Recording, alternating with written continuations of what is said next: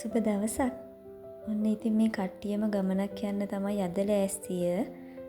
අපි අද මාරවිල කුරුසපල්ලි යන්න තීරණය කරා හදිසියෙම. මොකද දුව උසස් පෙළ විභාගයට ලෑස්ති වෙන ගමන්නේ ඉන්නේ.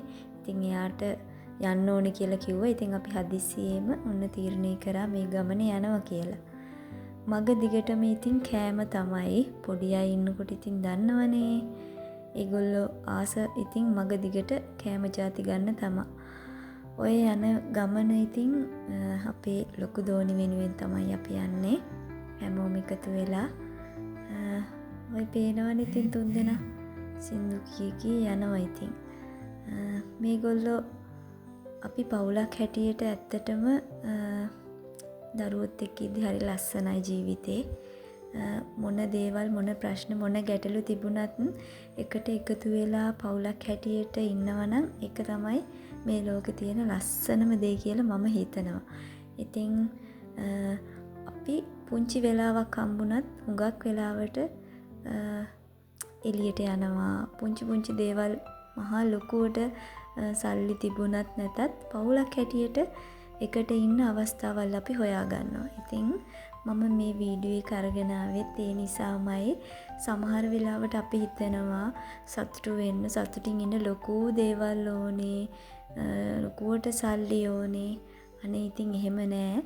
සමහර පුංචි දේවල් වලින් වුණත් සතුට හොයාගන්න පුළුවන්. හැබැයි ඇත්තටම සතුට තියෙන්නේ මම දකින විදිහට නම් පවුලක් ඇතුලේ.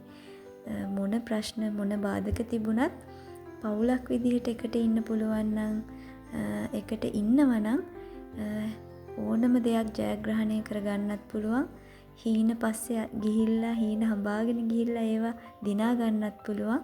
ඉතින් ඒ වගේම ලෝකෙට රටට ලස්සන දරු පවුල් නිර්මාණය වෙනවා. ගෙදර අම්මා තාත්තා එක්ක දරුවෝ සතුටින් ඉන්නවනම් පවුලක් හැටියට එකට ඉන්නවනම් කියලා මම හිතනවා. කතාවෙන් ඔන්න අපි මාරවිල කුරුසපල්ලියටත් ආවා.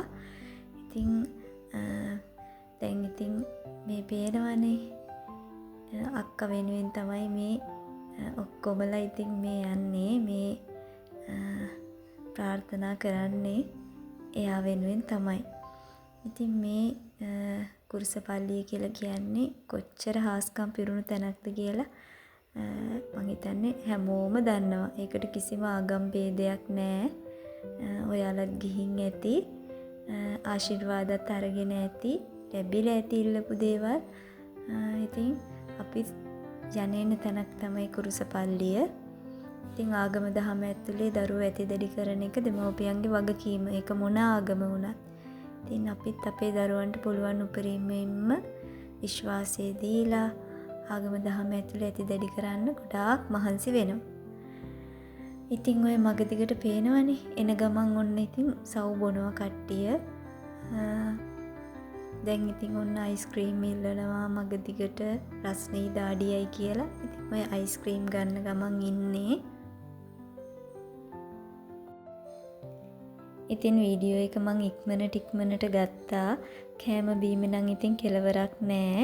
ওই විදිහට තමයි කන්නේ බොන්නේ. ඔන්න බලන්න තව චුට්ටකින් බඩේරඟුත් ඕනි කියලා අපි බඩේරඟු ගත්තා. මම නම් කැමති වුණේම ඔන්න ඕකට තමයි.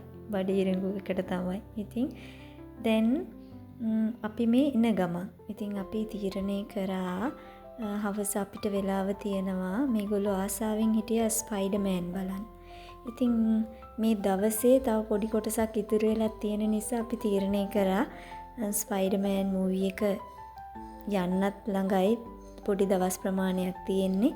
ඉතින් ඒ නිසා ඒකත් පෙන්නලාම ගෙදර එක්කන් යනවා කියලා අපි තීරණය කරා. ඔය ඉතින් ස්වීට්ස් තියෙන තැනකට එක්කන් ආව. දැන් මූවි එක බලන ගමන් ඉතින් මේගොල්ලෝ මොන හරි කන්නත් ඕනේනේ.